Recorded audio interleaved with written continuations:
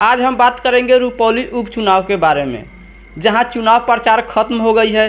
कल वोटिंग है। आज जान लेते हैं कि आखिरकार कौन आगे चल रहे हैं और कौन बाजी मार रहे हैं। और वहां से जेडीयू के ओर से कलाधर मंडल उम्मीदवार हैं, जो आरजेडी है उनके ओर से बीमा भारती है, और वहीं निर्दलीय शंकर सिंह के बीच तिनकुनिया मुकाबला है। अब जान लेते हैं कि कौन सा पार्टी का कैसे प्रचार रहा। तो सबसे पहले आरजेडी के बीमा भारती के बारे में जान लेते हैं। तो आरजेडी के बीमा भारती के लिए अंतिम क्षण में ऐसा बैटिंग किया गया कि उनको जिता देना है। जिस तरीके से पप्पू यादव, जो स्वयं उससे उनकी बनती नहीं थी, और उन्होंने आकर स्वयं कहा कि मेरी बेटी को एक बार जिता दीजिए, अगर उनके तरफ से कोई गलती होगी तो मैं माफ़ी मांगता हूं, मैं ब्याज सहित यानी सूद सहित ब्याज के तौर पे मैं लौटाऊंगा, जो भी काम वो नहीं करा पाई है उसको मैं करवाऊंगा। और वहीं तेजस्वी यादव अंतिम दिन वहां चुनाव प्रचार किए, मुकेश सहनी अंतिम दिन चुनाव प्रचार किए, और आरजेडी के तमाम लोगों ने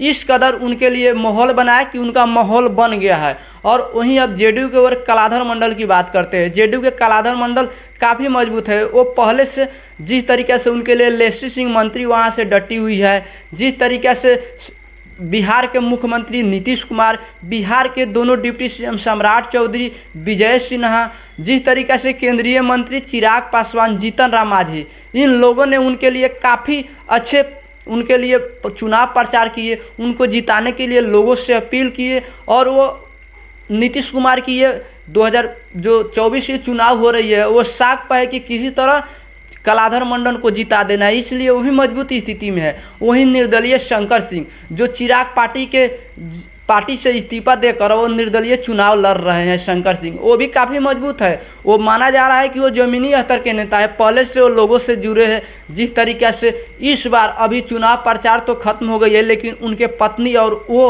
और स्वयं उनके कार्यकर्ताओं द्वारा इस कदर उनके जिताने के लिए प्रयास किया गया है कि आप जानकर बहुत दंग रह जाएंगे। जिस तरीके से वो हर घर, हर समाज, हर लोगों के बीच अपने जो चुनाव प्रचार है, जो चुनाव अभियान है चलाए हैं, और वो भी काफ़ी मजबूत हो गए, और कैंची का भी वहाँ हवा चल रहा है। अब हम बात कर लेते हैं कि वहाँ से कौन सी जाति किन में अधिकतम वोट जा सकती है। तो सबसे ज़्यादा वहाँ मंडल समाज की जाति है, जो तकरीबन 75,222 वोट है, और इसमें से अधिकतम वोट अब चला जा रहा है बीमा भारती की ओर, क्योंकि बीमा भारती को जिस तरीके से उनके पति उनके ऊपर केस किया गया, और अवधेश मंडल कहा जाता है कि वहाँ उनका नेता है, और इसलिए उनका अधिकतम वोट चला जा रहा है बीमा भारती के पक्ष में। और कुछ वोट जैसे कि जो जेडीयू के कलाधर मंडल है, वो भी तो स्वयं मंडल समाज से ही आते हैं, इसलिए वहाँ कुछ परसेंट वोट उनमें भी जा रहा है। और वहाँ शंकर सिंह, जो हर समाज के बीच लड़ रहे हैं, उनका भी 2-4%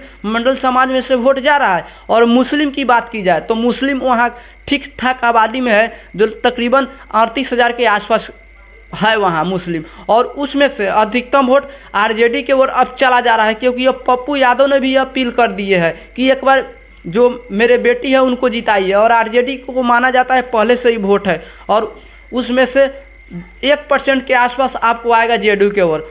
और अगर बात करें जो निर्दलीय शंकर सिंह है, वो भी मुस्लिम का वोट मिल रहा है उनको, 4-5% मुस्लिम का वोट उनको भी मिल रहा है। और वहीं सिंह समाज की बात की जाए तो वहाँ 20,263 मत है, और सिंह समाज जो फॉरवर्ड कहलाते हैं वो स्वयं शंकर सिंह के साथ चला जा रहा है, क्योंकि वो उसी बिरादरी से आते हैं, इसलिए शंकर सिंह उसमें से अधिकतम वोट चला जा रहा है। और 5% के ओर जेडीयू के ओर, और 51% आपका बीमा भारती की ओर आ रहा है। वहीं शर्मा जाति की बात कर ले तो शर्मा जाति में काफ़ी विभाजन हो रही है। जिस तरीक़े से शंकर सिंह के साथ चला जा रहा है अधिकतम वोट, और कुछ वोट बीमा भारती को भी आ रहा है, और आरजेडी के जो बीमा भारती है उनको 10% के आसपास आएंगे, और वहीं जेडीयू के ओर उसमें से 20% वोट जाएंगे, और 70% वोट चला जा रहा है शंकर सिंह की ओर। जिस तरीके से शंकर सिंह का वहाँ जो प्रचार था, और जो लोगों के बीच उनका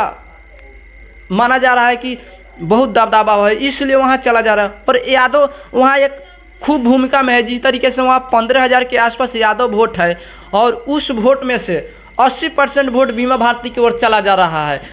10% वोट आपका चला जा रहा है शंकर सिंह के पास, जो निर्दलीय चुनाव लड़ रहे हैं, और 2 से 1% वोट आपका आ रहा है जेडीयू के ओर। और वहीं शाह बनिया की बात की जाए तो शाह बनिया का 15,000 के आसपास उनका भी वोट है। और इसमें से आपका माना जा रहा है कि 40% वोट ले रहे हैं स्वयं जो शंकर सिंह है। शंकर सिंह का जो कार्य है इस पे वहाँ का वोट जा रहा है।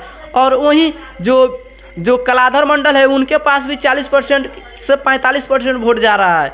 और वहीं 5 से 5 के आसपास 5 से 10% के आसपास आ रहा है आपका वोट बीमा भारती के तरफ। और पासवान का भी वोट वहाँ ठीक ठाक है, जिस तरीके से 10,439 के आसपास है वो वोट एकदम चिराग पासवान अपील किए हैं, इसलिए अधिकतम वोट जा रहा है जेडीयू के तरफ। लेकिन शंकर सिंह भी उसमें सेंधमारी करने में प्रयास सक्षम हो रहा है, जिस तरीके से उसमें से मान के चलिए 25% वोट शंकर सिंह के तरफ जा रहा है और 10% के आसपास बीमा भारती की ओर आ रहे हैं। वहीं वहाँ पर महतो समाज जो कहा जाता है उनका भी 10,000 के आसपास वोट है। और उनमें से जिस तरीके से इस बार अभय कुशवाहा को बनाया गया है आरजेडी की ओर से, और अभय कुशवाहा ने भी कुछ अच्छा प्रयास किया है कि उस समाज का वोट अपने तरफ आए, इसलिए वहाँ जो वोट की विभाजन है वो 20% आ जा रहा है आपका बीमा भारती में और 20% चला जा रहा है शंकर सिंह में और 60% वोट ले रहे हैं आपका जो जेडीयू के कलाधर मंडल है उनके तरफ जा रहा है।